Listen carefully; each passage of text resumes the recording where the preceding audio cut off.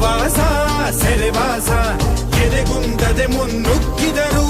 ಅವಮಾನ ಅತಿ ಬಹುಮಾನ ಎಂದರು ಕನ್ನಡ ಸಿಂಹಗಳು ಅಳಿದರು ಕನ್ನಡ ಉಳಿದರು ಕನ್ನಡ ಎದೆಗೆನೆ ಸೀಳುನಿ ಹರಿವುದು ಕನ್ನಡ ಬರೆವುದು ಕನ್ನಡ ನನ್ನ ಮಣ್ಣಿದು ನನ್ನ ಮಣ್ಣಿದು